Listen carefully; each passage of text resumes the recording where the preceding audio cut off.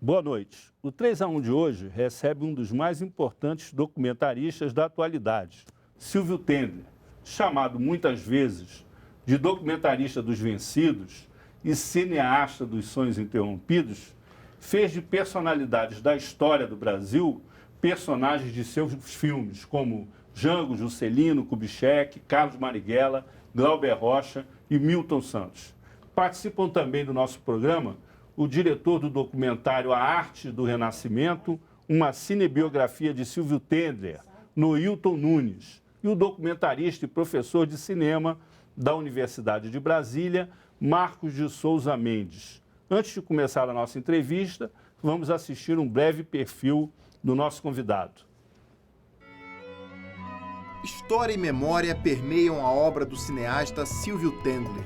Carioca, nascido em 1950, Tendler vem levando às telas os principais fatos e personagens do Brasil e do mundo. Com mais de 40 filmes entre curtas, médias e longas, Silvio Tendler pode se orgulhar de ter as maiores bilheterias entre os documentários brasileiros.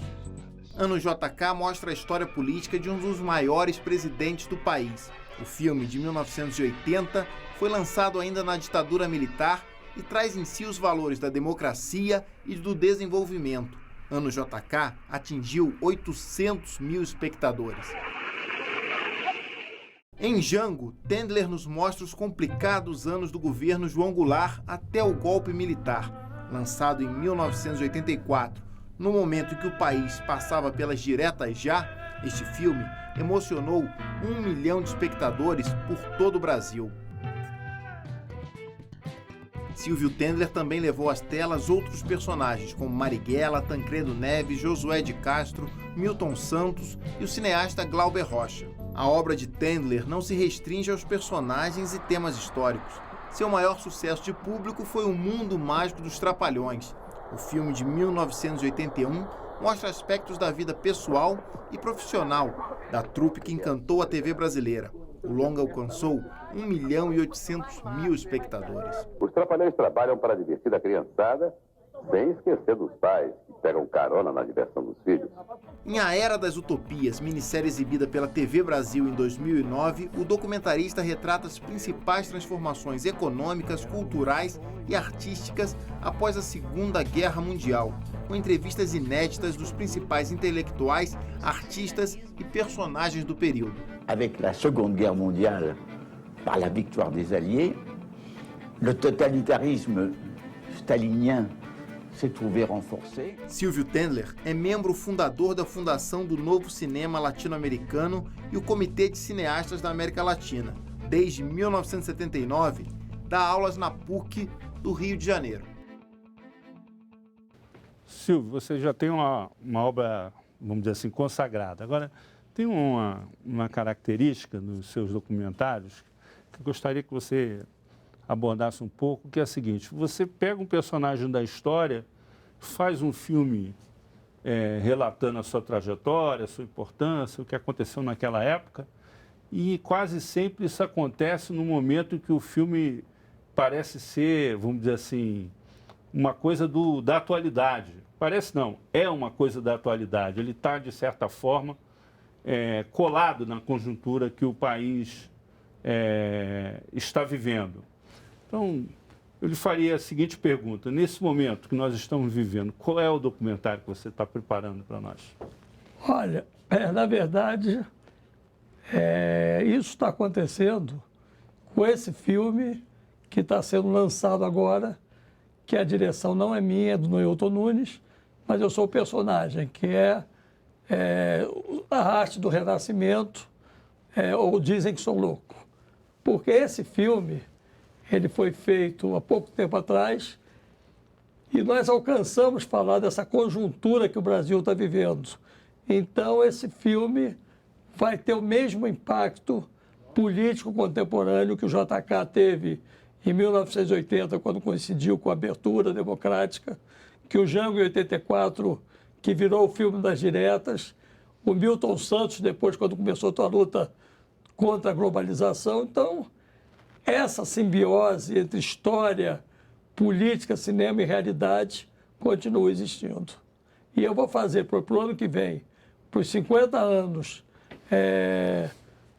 da ditadura, também em parceria da TV Brasil com o Ministério da Justiça, os militares que lutaram pela democracia contra o golpe de Estado e os advogados que lutaram contra a ditadura defendendo presos políticos. Seguramente vão ser 2 filmes muito atuais também no ano que vem. Até porque existe aí vamos dizer assim, uma questão mal resolvida, né? Exatamente. Pela sociedade brasileira, que é essa relação com os militares, com as Forças Armadas, né? Nunca foi falado isso, quer dizer, na verdade, a gente só conhece o lado B da história. Aqueles militares que participaram do golpe de Estado, que depuseram o presidente da República, caçaram mandatos, acabaram com a liberdade de imprensa. Agora, a gente não conhece aqueles militares que lutaram contra o golpe de Estado, que foram fiéis ao Jango até o último momento, tentaram resistir e, mesmo depois do golpe de Estado, continuaram existindo dentro das Forças Armadas militares democráticos que continuaram resistindo à ditadura. Então, é disso que o filme trata. Agora, recentemente faleceu o comandante da base aérea de Santa Cruz, na época que houve o golpe. O brigadeiro Rui Moreira Lima. Rui Moreira Lima, ele participa Ele desse abre o filme. Ele abre o filme. Ele abre o filme. Eu estou fazendo as entrevistas em estúdio para ter uma estética única, mas o único que foi entrevistado em casa foi o Rui Moreira Lima, já por conta da idade avançada, que ele abre na verdade é uma série de 5 programas e um longa-metragem. Ele abre a série com uma carta que o pai dele mandou para ele quando ele resolveu entrar na escola de cadetes, falando do valor ético de um militar. E esse filme é uma lição que persiste até hoje, esse depoimento dele é lindíssimo. Ele abre o filme. Esse nosso filme, que está sendo lançado atualmente, eu acho que ele é um filme que é um convite a todos esses manifestantes que foram às ruas lutando por um Brasil melhor, e também aos milhões de manifestantes que não conseguiram ir à rua por problemas de saúde, algo assim, mas que estão acompanhando toda essa evolução dessas manifestações e conscientes de que o momento requer realmente uma mudança muito saudável. Outro detalhe na programação nossa de lançamento são algumas frases que a gente vai colocar. Uma delas é o filme que mudou o hino da independência do Brasil.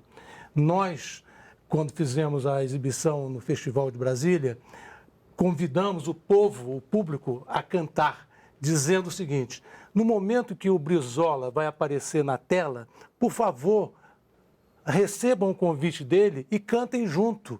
Brava gente brasileira, onde vá temor servir, ou ficar a pátria livre, ou viver pelo Brasil. Ninguém quer mais continuar a morrer pelo Brasil. Então nós fizemos essa proposta, o hino foi cantado com essa exuberância e nós temos a pretensão de que esse filme seja o filme que mudou o hino da independência. Porque desde o começo, nós que nos conhecemos no Festival do Jornal do Brasil, lá no Paissandu, ouvimos isso: vamos mudar o mundo, vamos mudar o mundo.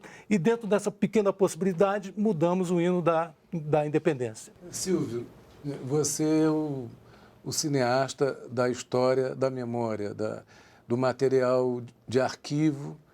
Você conhece tão bem em arquivos externos, exteriores, de países distantes da China, da França, o cineasta sem câmara e, ao mesmo tempo, o cineasta da memória oral de grandes pessoas. Então, eu queria que você falasse um pouco dessas 2 características do seu trabalho, da imagem de arquivo, de ter essa quase que intuição por imagens perdidas, que o Brasil acho que tem que agradecer a você pela descoberta da nossa identidade, né? E pela sua utopia também, né? E essa tua intuição de buscar a memória oral dos personagens da história. Queria que você falasse um pouco desses dois aspectos. E uma parte da história da tua vida que eu acho que deve ter sido um norte para o ideal que você já trazia dentro de você, desde o cineclubismo na época do MAN, que eram, não sei se seriam 2 gurus teus, mas 2 referências na tua vida. Cosme Alves Neto e Joris Ivens. Se você pudesse resumir um pouco. Na verdade, quer dizer, eu sempre fui muito apaixonado por essa dualidade cinema e história. Eu resolvi começar a fazer cinema em 66, quando eu era cineclubista.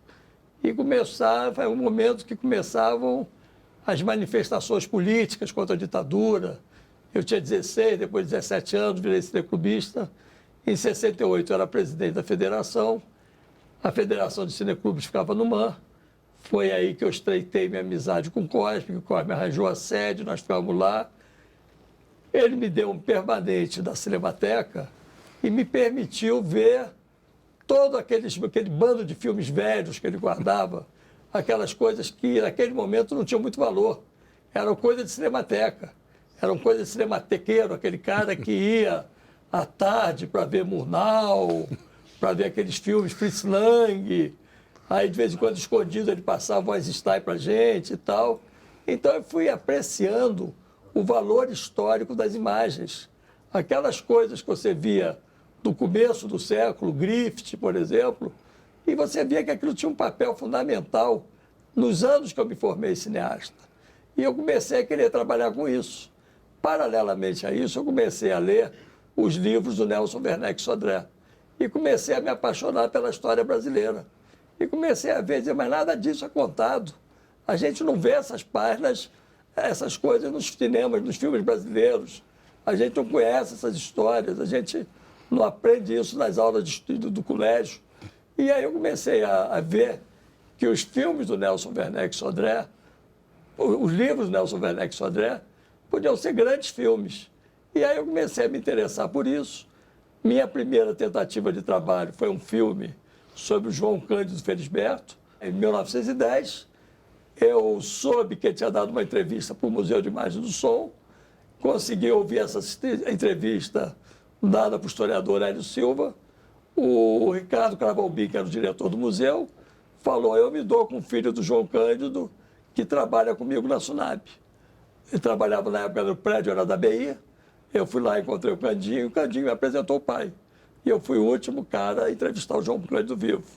Ele morreu em 69, eu tive um processo e quando eu saí da auditoria militar, eu comprei a tribuna da imprensa e uma notinha desse tamaninho dizia: morreu ontem o Almirante Negro.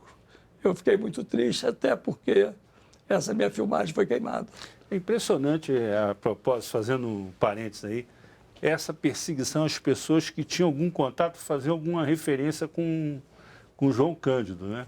Por exemplo, o Barão de Tararé, uma vez fez uma matéria naquele estilo dele, né? Gozador, na Manha, que era um jornal.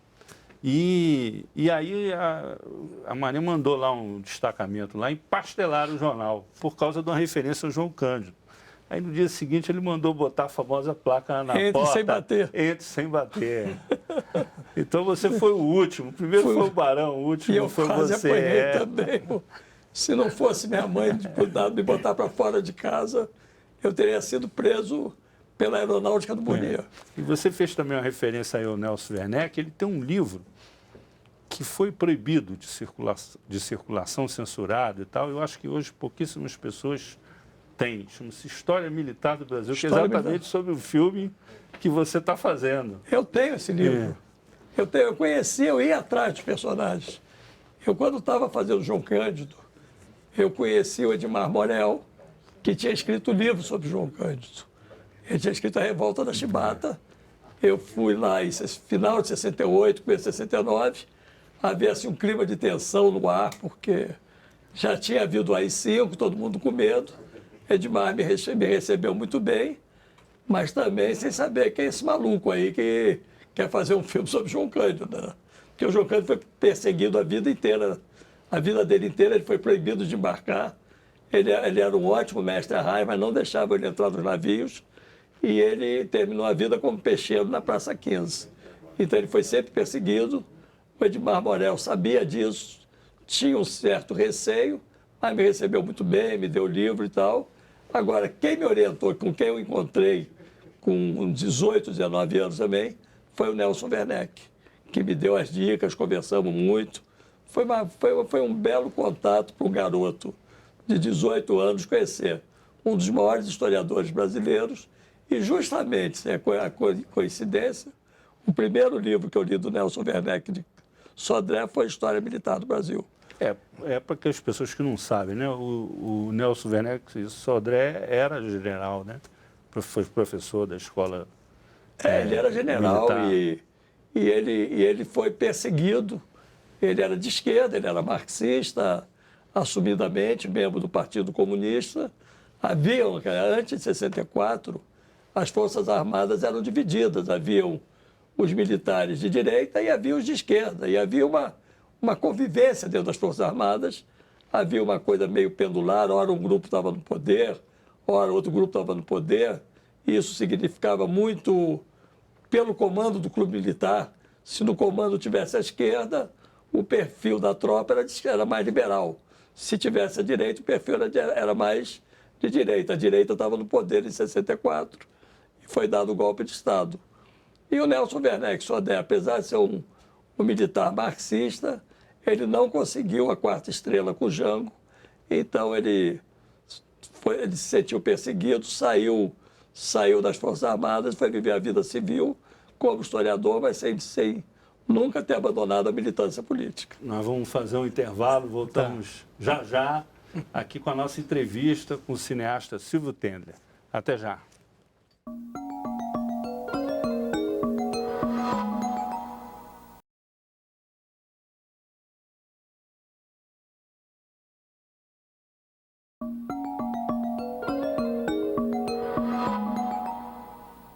Estamos de volta com a entrevista com o cineasta Silvio Tendler. Estão conosco aqui no estúdio o diretor do documentário A Arte do Renascimento, uma cinebiografia de Silvio Tendler, Noilton Nunes, e o documentarista e professor de cinema da Universidade de Brasília, Marcos de Souza Mendes. Nós vamos retomar essa nossa conversa com a segunda parte da pergunta do professor Marcos.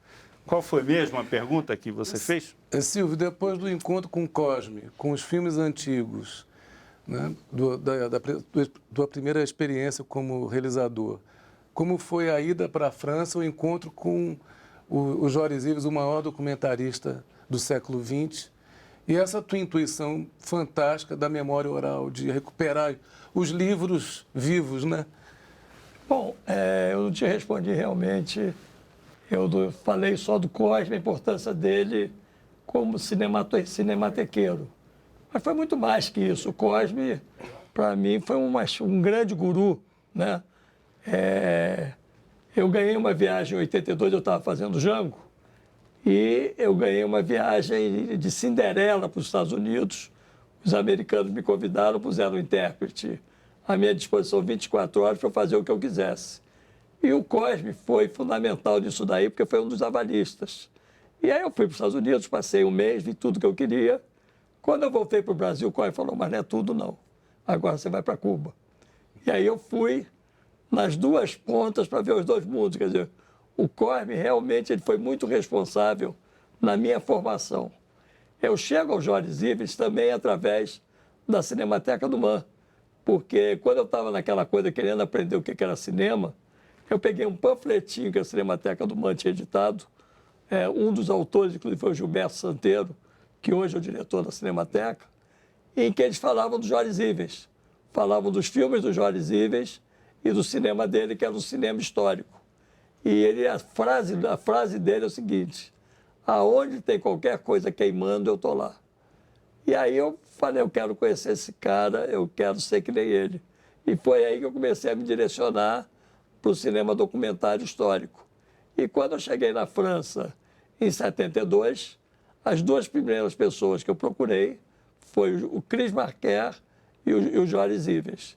E também o Jean Rouch. Quer dizer, eu consegui, logo cheguei em 72, 4 anos depois de 68, nos rescaldos de 68, havia muito boa vontade, os latino-americanos estavam na moda, todo mundo me recebeu muito bem, Cris Marquer no grupo de cinema dele, o Jean Rouch me matriculou num curso para eu poder legalizar meus papéis, e o Jorge me adotou. Tanto que a minha monografia, a minha dissertação de diploma da Escola de Altos Estudos de Ciências Sociais é a relação cinema e história vista através da obra do Jorge Zíveis. E foi aí que eu aprendi tudo que eu sei de cinema, quer dizer, com o Cris Marquer, foi manipular filmes de arquivo, foi fazer essas entrevistas, foi fazer esse tipo de cinema que eu faço até hoje. Meu grande mestre de cinema, provavelmente, foi o Cris Marquer. Agora, o pai, o carinhoso, o cara que me pegava pela mão, discutia e tal, foi o Jorge Zíveis. E o Jean Rouch foi o facilitador, porque ele era mais anarquista. Você foi aluno dele, você sabe disso. Ele era mais desorganizado, mais bagunceiro. Mas os 3 foram muito importantes na minha relação e eu devo muito isso tudo ao Cosme. E essa coisa de querer fazer cinema documental e registrar o testemunho das pessoas, eu aprendi com o Cris, aprendi lá, fazendo o filme Espiral, em que você vê que você precisa do documento das pessoas, você precisa preservar a história, né? Já naquela época eu discutia, naquela época tinha muita moda, discussão de história oral. Se registrava, se gravava depoimentos, mas não se filmava. E as tecnologias começavam a permitir você fazer uma história audiovisual. E foi o que eu comecei a fazer. Primeiro com o Django JK, que eu fazia 16mm, ainda era muito cara a lata de filme, os equipamentos eram muito caros, mas já no final dos anos 80 chega o digital e a partir daí não tem diferença nenhuma entre gravar num gravador ou gravar com imagens. E eu comecei a fazer e viajar o mundo e apareceu até na abertura do programa Uma Imagem, consegui realizar o sonho da minha vida, que era entrevistar o general Giap no Vietnã, que esse é o grande herói da minha geração, aliás, o apresentador do programa também, seguramente. Giap foi um símbolo para a nossa geração e eu tive muito orgulho de ter ido ao Vietnã, ter ido a Hanoi, na casa dele, e me deram 15 minutos para ficar com ele, e ele gostou do papo, e falava, você vai falar com ele. Você vai falar em espanhol? Eu tinha um intérprete do governo vietnamita que falava espanhol. Você vai falar em espanhol, eu vou traduzir para ele, ele vai falar, eu vou traduzir para você. Ele gostou de mim e eu comecei a falar em francês com ele. O Giap é um professor de história na origem. Aquela liderança toda falava francês quase, todo mundo. Aquela geração toda falava francês. Agora ele, de formação, não é militar. Ele, de formação, é historiador. Era professor, Ele era professor de história, e aí o Ho Chi Minh um dia se virou para ele e falou, olha, nós precisamos formar um exército, você estudou história, você conhece a história das guerras, você vai ser o nosso general. E ele aprendeu guerra e derrotou os franceses e os americanos. E ele ficou comigo 1 hora falando em francês, os vietnamitas ficaram furiosos, requisitaram a fita, revisaram, que o único cara com total liberdade de falar o que quisesse dentro do Vietnã era ele. Então viram, você não falou demais e tal, mas devolveram a fita e eu estou com ela aí até hoje. Então, essa paixão pela história é uma coisa que me acompanha até hoje, e independente de estar filmando ou não, se tiver uma personalidade importante, interessante por aqui, eu vou lá e filmo. Agora, o Noilton transformou você num personagem, né, de um documentário. Podemos falar um pouco sobre... Eu já cheguei a colocar... Só fazer uma retificação, porque ele é 3 anos mais velho que eu, mas, na verdade, ele floreou a história e colocou os festivais JB. Em 68, eu era presidente da Federação de Cineclubes do Rio de Janeiro. O Noilton ele era professor de educação física. Ele dava aula de educação física. Mas frequentava o Oklahoma ali na Paissandu, ali antes da sessão do cinema. Ele gostava das meninas, ele achava o povo de cinema mais interessante, mais liberal. E ele resolveu fundar um cineclube. E foi me procurar no MAN, e chegou lá de terno, dizendo, seu Silvio, eu queria abrir um cineclube, eu queria saber se o senhor autoriza.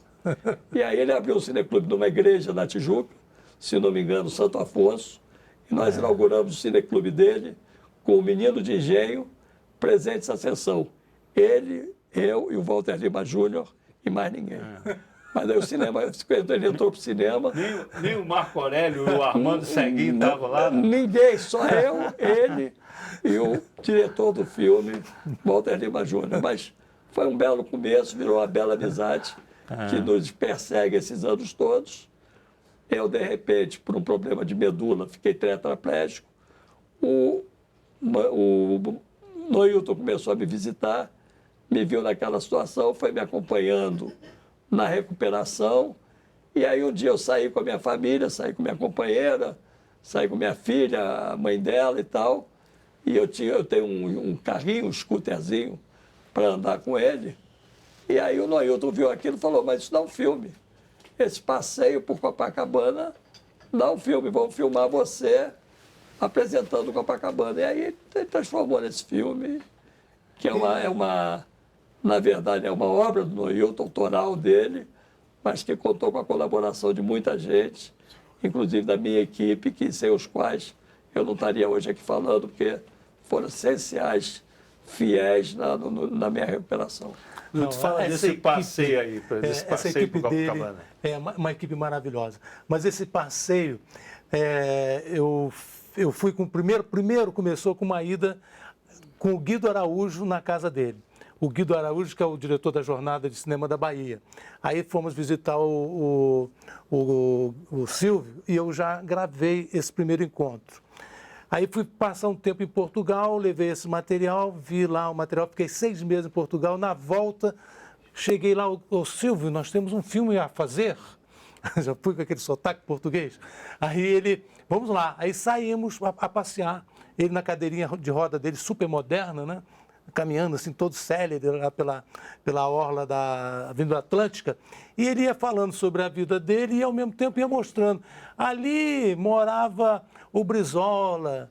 Aí eu mostrava lá onde o Brizola morava. Ali morou o Niemeyer. Ali a Brigitte Bardot vinha e ficava debruçada e a gente ficava ainda jovem lá, olhando para cima, querendo aquela musa inspiradora, né? E o filme foi ganhando essa consistência a partir dessa movimentação dele pelas ruas de Copacabana, falando sobre a vida dele lá e sobre os amigos e sobre os filmes. E quando nós vimos tudo montadinho, tomamos um susto. Foi quando explodiram as manifestações. Então chegamos à conclusão que é um filme que ajuda muito a compreender por que aconteceram estas manifestações atualmente. Por quê? Por todo o histórico dos trabalhos que ele tem, Django, Juscelino, não sei o que. Quando você vê, a história toda está batendo nas telas com esse filme, ajudando muito a entender tudo isso. Eu não citei nos meus agradecimentos minha companheira, que me acompanha 24 horas e sem a qual eu não estaria hoje aqui. Só deixo mais um detalhezinho. Eu fiquei nesse processo todo... Minha companheira tem nome, Fabiana, senão ela vai me cobrar. Eu fiquei muito impressionado de como é a vida de um cadeirante. Eu acho que nós todos que estamos aqui, que andamos bem, que mexemos com os braços, com as pernas, temos que olhar para essa situação de uma pessoa que vive numa cadeira de roda com muita atenção, com muito carinho, porque é uma vida muito complexa, muito difícil, né? Então, realmente, a Fabiana e as pessoas, a filha dele, as pessoas que estão cuidando dele de 24 horas por dia, tem um trabalho muito forte a fazer, entendeu? Então, eu acho que elas merecem, e a pessoa, a figura do cadeirante, tem que ser cada vez mais respeitadas pelos políticos, para pensar cada vez mais em tornar essa vida mais agradável, né? Mais fácil de ser vivida. É verdade. Eu presenciei isso aqui agora, para você tomar posição aqui no estúdio. Não é verdade. As pessoas não têm um ambiente, vamos dizer assim, amigável, né? O cadeirante não tem um ambiente amigável, é muito hostil, assim. O cotidiano é hostil. O cotidiano é hostil, é muito difícil. Quer dizer, na verdade, eu sempre tive uma vida absolutamente normal. Eu nunca tive esse problema. Esse problema surgiu em 2011. E só de lá para cá eu tomei consciência o que é a dureza da vida de um cadeirante, de querer atravessar uma calçada e não ter rampa. Restrição para tudo. As calçadas que tem rampa, de repente um carro acha que não é nada e para na esquina e tampa a rampa para você descer, porque o cara acha que não vai passar de um cadeirante por ali e que não vai precisar daquela rampa. As outras calçadas não tem rampa, você anda aqui por Brasília e você anda nas quadras, você quer um restaurante, e tem 3, 4 degraus que são pedaços desse tamanho para você subir. Então você não consegue ir a bar, não consegue a lugar nenhum, porque a cidade ainda não tomou conhecimento de que existem os cadeirantes. Os carros, você tem até muito preconceito mesmo dos táxis, de achar que levar um cadeirante é um trambolho. E não é, você tem métodos de carregar, tem facilidades. Eu consigo ficar em pé, eu consigo andar, eu ando de andador, mas para me locomover diariamente eu preciso da cadeira. E aí eu tomo consciência do que é difícil a vida do cadeirante e como nós não estamos vivendo numa sociedade disposta a acolher essas pessoas. Silvio, nós ouvimos um depoimento de um grande amigo seu, colega de trabalho, Vladimir de Carvalho. Mestre. Um mestre também dos documentários. Nós vamos ouvir o que ele fala sobre o seu trabalho. Vamos lá.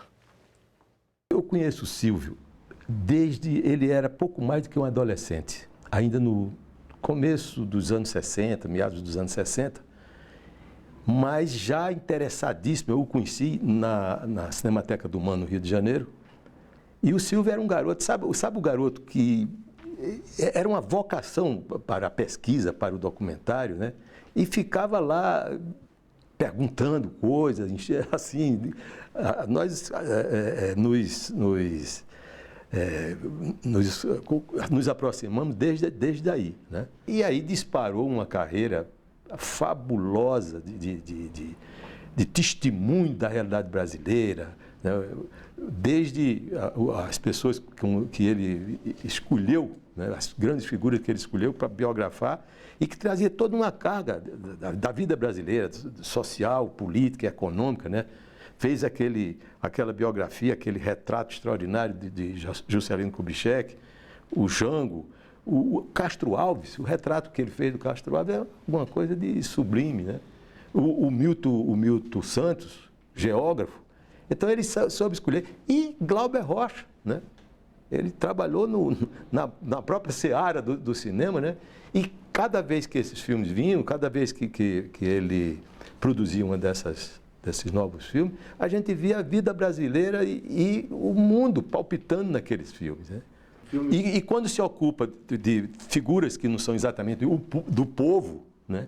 Sempre traz essa carga de informação da realidade da sociedade brasileira como um todo. Isso é um traço importante. Ele é um fomentador, se eu pudesse defini-lo, ele é um fomentador de cidadania. Bom, nós vamos aproveitar esse depoimento aí, fazer um intervalo, voltamos já com Silvio Tendler.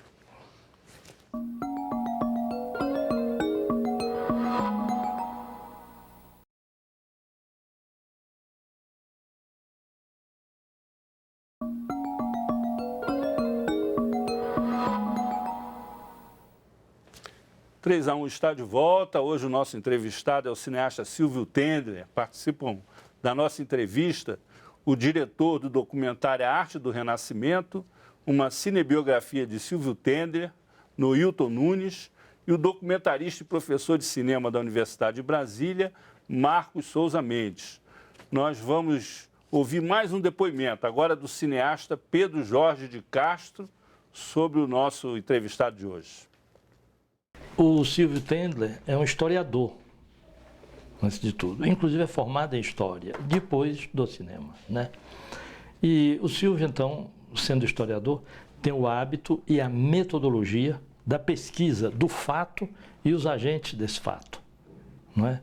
E, sobretudo, que repercussão esse fato que ele analisa e essas pessoas que ele estuda e documenta, né, traz para a sociedade, que foi a sociedade que gerou esse fato e essa pessoa. A principal característica dele é a pesquisa da história, do fato e depois. deixar que o fato também o surpreenda, assim como surpreende o espectador, né? E o cinema dele não é um cinema de explicar as coisas, mas é um cinema de apresentar o fato, contextualizado no mundo de onde ele foi colher esse fato. A um determinado momento, a gente diz até, quem faz a boa ficção faz a boa linguagem do documentário. Por quê? O documentário passa a ser uma matéria cinematográfica, não é de um ator só. Cada personagem que assume ali é um ator, não é? E o grande mérito do Silvio, então, é trazer essa consistência que ele tem da pesquisa da história para o conhecimento sólido da linguagem cinematográfica. Silvio, nós assistimos aí 2 depoimentos a seu respeito que dispensam mais comentários aqui, Acho que o programa de nossa acabou, parte, né? Mas uma questão que eu queria lhe perguntar, que é a seguinte: até que ponto a sua participação no movimento cineclubista e o próprio movimento cineclubista influenciou a sua formação como cineasta e também de outros cineastas brasileiros? Porque esse movimento ele teve um determinado momento que ele teve uma importância política muito grande, porque era resistência ao regime militar e tal. Mas ele tinha uma importância específica que quem era ligado ao cinema é que tem condição de avaliar, que é como reduto mesmo de formação de plateia, de formação de atores, de formação de diretores, de gente da cultura do cinema. Como é que você vê isso? Olha, eu acho que o Cineclube é a grande escola de cinema. Eu sou professor da PUC há 30 e tantos anos, né? Atualmente eu dou aula no curso de cinema da PUC. E o conselho que eu dou para os meus alunos é: cinema se aprende vendo filmes e não apenas lendo livros. Eu acho que hoje existe uma tendência de valorizar o teórico muito grande. Eu acho que cinema se aprende vendo filmes. E nesse sentido, enquanto não havia essa proliferação de escolas de cinema que existem hoje, a grande escola de cinema sempre foi o Cineclube. Sempre foi o Cineclube, muito antes de eu ter nascido, muito antes de eu ter vocação para fazer cinema.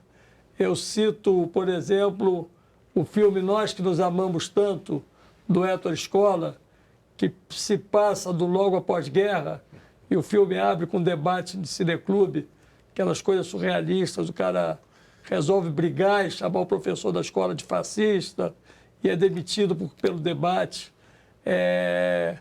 Você tem a geração do Glauber na Bahia, que frequentava o clube de cinema da Bahia, orientado pelo professor Walter da Silveira. Todo domingo de manhã a garotada ia assistir cinema, e aí formou uma geração de cineastas: Glauber Rocha, Orlando Senna, Paulo Gil Soares, Geraldo Sarno, toda uma geração que está aí hoje de cineastas, Baiano, Roberto Pires, começaram no Clube de Cinema da Bahia.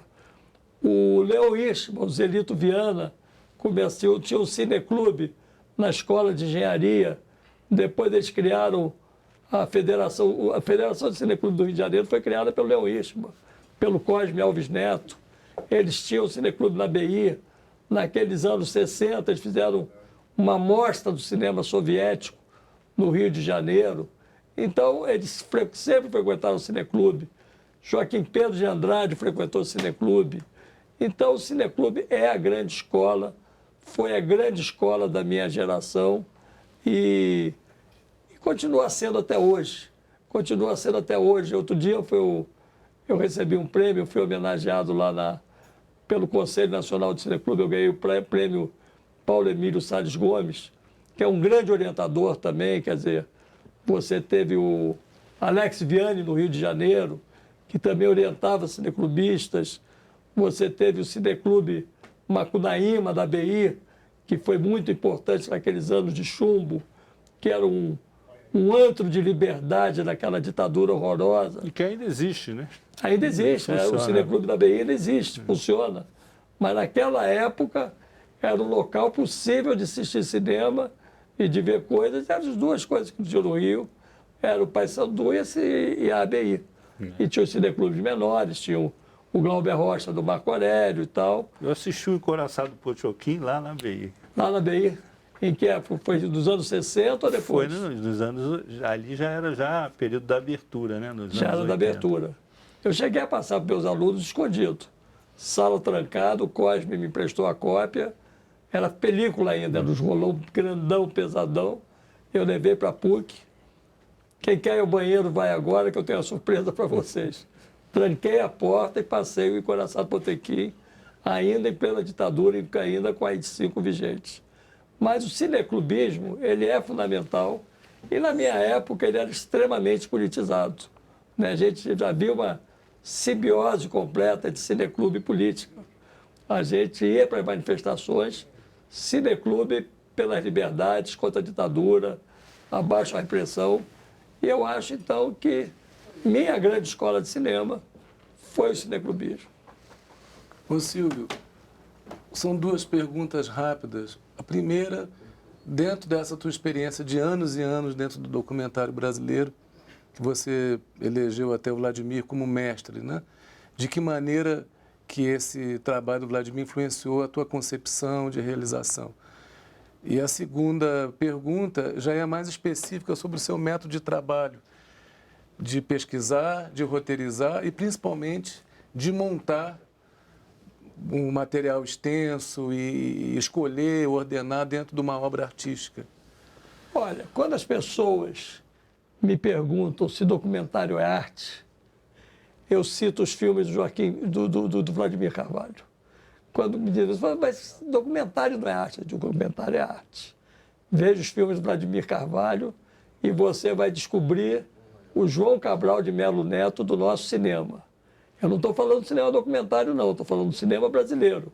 Aquela dureza dos filmes dele, aquela aspereza, tem a força dos poemas do João Cabral de Melo Neto. Então, eu elegi ele como mestre, na verdade, muito garoto, quando ele contou metade da história. A outra metade é que ele estava fazendo um filme, ele era jornalista no Rio de Janeiro, se virava, pegava a graninha do bolso dele.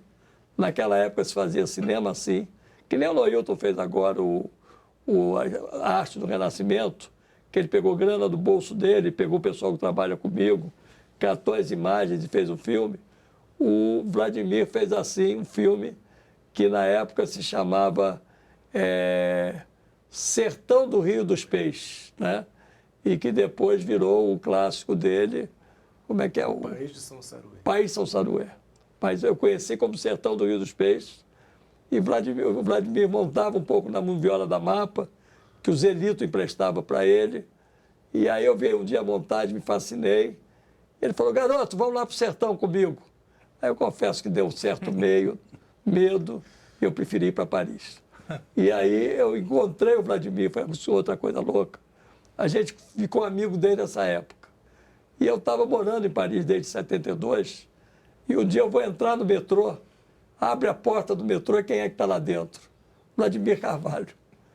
Aí foi um encontro assim, de mestre e discípulo, e foi uma coisa linda, porque eu sempre acompanhei o trabalho de Vladimir, sempre admirei, e ele hoje tem esse mesmo carinho que eu tenho por ele, e é uma história muito bonita. Então, é mestre, ele é um grande mestre do cinema brasileiro. Pedro Jorge também é um grande cineasta, né? Você, obrigado, eu acho que nós temos grandes cineastas que trabalham com documentário, e por isso que eu posso dizer com tranquilidade, documentário é arte. Deixa eu emendar aqui, antes de terminar a nossa participação. Esse processo nosso de fazer esse filme, A Arte do Renascimento, termina com uma coisa que me impressiona muito bem em relação a essa pessoa. Ele, com todas essas adversidades, ele não para. Faz 10 filmes ao mesmo tempo. As novas tecnologias dão condições para isso. No quarto do hospital, onde ele foi internado agora há pouco tempo, ele continuava editando no quarto do hospital. Então ele tem uma força enorme, fez agora, no final do nosso filme, é uma espécie de um showroom das produções que ele está fazendo agora. Eu acho que ele poderia encerrar falando sobre isso. Desculpe estar tomando até o lugar do apresentador. Você pode. Eu acho que o que dá força de viver, o que dá ânimo, é trabalhar, é fazer coisas. Eu acho que as pessoas começam a morrer quando elas são neutralizadas, muitas vezes, pela própria família. Quer dizer, quando eu fiquei tetraplégico, completamente tetraplégico, eu não mexia as mãos, não mexia os pés, não fazia o movimento, meu rosto caía, eu ficava caído. Minha companheira olhava para mim como se eu fosse uma pessoa normal. Minha filha me acompanhava em tudo, eu ia com elas ao médico, eu fui com ela em vários hospitais, me internei, fiz várias cirurgias.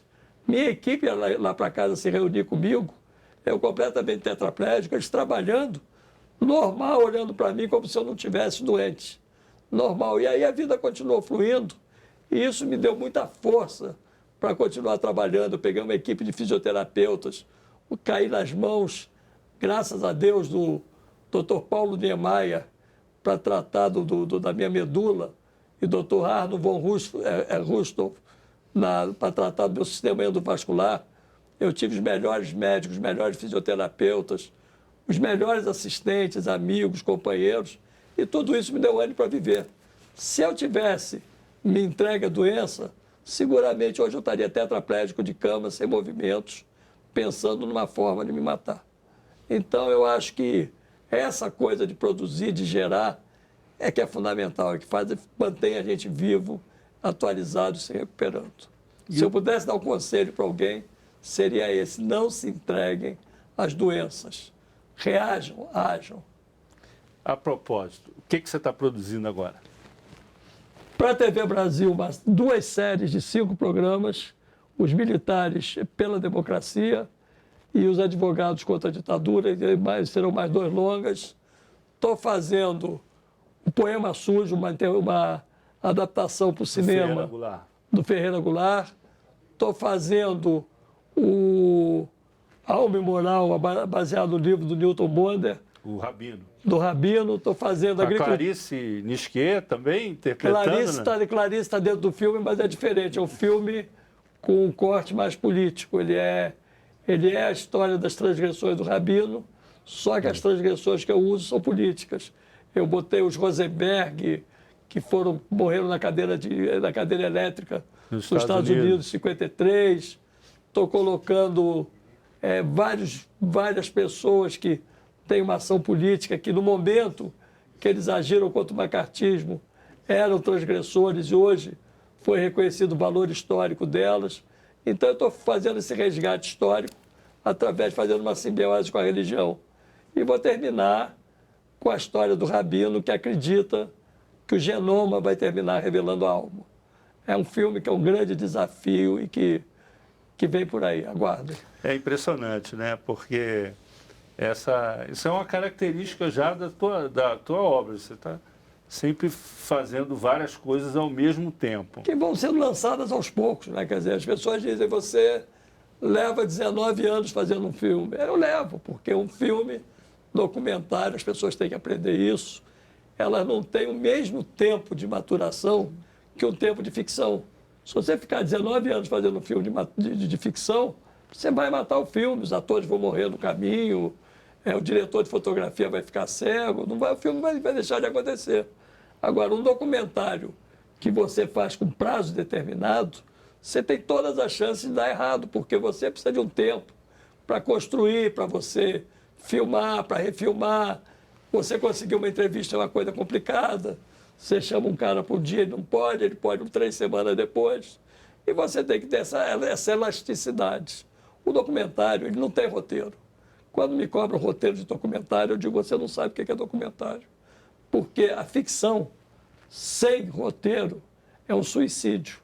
Você não pode fazer um filme de ficção sem ter um roteiro preciso, porque a equipe, no 3º dia de filmagem, vai estar batendo cabeça. Um documentário que tem um roteiro é uma camisa de força, você não vai conseguir criar. Então, eu comparo muito a ficção a um transatlântico, que se não tiver um plano de rota, ele vai bater como bateu aí o Vittorio C lá na Itália agora. Agora, o documentário, ele é a viagem do Amir Klink no barquinho dele. Ele sabe de onde ele vai partir, ele sabe onde ele quer chegar. Mas se ele não acompanhar o movimento das marés, ele vai afundar, ele vai pegar um maremoto pela frente, ele tem que saber poder desviar, poder fazer o caminho melhor para ele navegar. Então, a ficção é o transatlântico e o documentário é o barco do navegador solitário. E eu acho que é isso, quer dizer, você é um documentário, quando eu levo 19 anos fazendo um filme, eu levei o Glauber, foi quando eu comecei a fazer em 81, ele ficou pronto em 2004. O Utopia e Barbárie eu comecei em 89, ele ficou pronto em 2010. Né? Mas eu fui lançando filmes pouco a pouco. Eu fui entre Glauber e Utopia e Barbárie, eu fiz o Milton Santos, que levou 6 ou 7 anos. Eu fiz o Marighella, que levou um ano, mais ou menos. Então, eu vou fazendo um filme atrás do outro, juntos, os dois filmes vão tendo uma simbiose com eles também, e aí eles vão acontecendo. O Silvio, nós vamos ter que encerrar. O nosso tempo acabou. Nós agradecemos a presença dos nossos convidados, o Noilton Nunes e o Marcos de Souza Mendes, e principalmente o nosso entrevistado, Silvio Tendler, que nos deu a honra de participar de mais um 3 a 1. Até a próxima quarta-feira, às 8 da noite, aqui na TV Brasil. Boa noite. Muito obrigado.